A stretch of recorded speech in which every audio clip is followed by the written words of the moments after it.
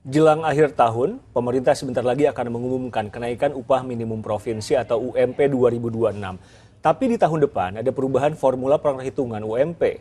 Mampukah jadi terobosan untuk mensejahterakan buruh? Kalau versi pemerintah dan pekerja, tahun baru artinya UMP baru. Nggak cuma besarannya yang akan berubah, tapi formulasi perhitungannya juga tak lagi sama. Presiden resmi memutuskan formula kenaikan upah dengan rumus inflasi ditambah hasil dari pertumbuhan ekonomi dikali alfa. Rentang alfa berkisar dari 0,5 hingga 0,9. Jadi, kalau tahun lalu UMP naik serentak 6,5%, maka mulai tahun depan kenaikan UMP di tiap daerah tak akan lagi seragam.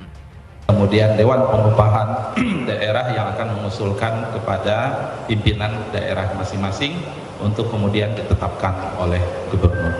Batas waktu tanggal 24 Desember 2025. Lalu gimana dengan Jakarta? Provinsi dengan UMP tertinggi di Indonesia? Kalau pakai rumus baru, begini simulasi perhitungannya.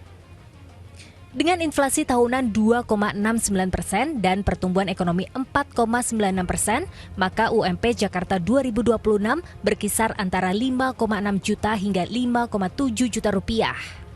Pemerintah DKI Jakarta akan menjadi juri yang adil bagi buruh dan juga pengusaha, dan saya sudah meminta untuk segera diadakan rapat. Kita tidak boleh terlambat, kita akan mendahului untuk penetapan UMP-nya, karena memang angkanya kan sudah ada range-nya, sehingga dengan demikian tinggal di range itulah dicari jalan keluar antara pengusaha dengan buruh.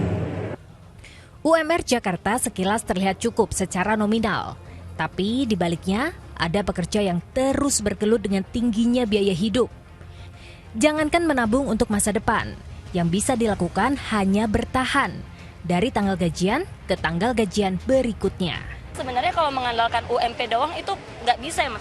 Nggak bisa, makanya apalagi misalnya udah punya anak atau misalnya ada kebutuhan lainnya, itu harus putar otak dan mencari sampingan yang lain. Menurut aku sih kurang ya, karena kebutuhan ekonomi juga semakin meningkat, kayak ongkos transport maupun makan gitu.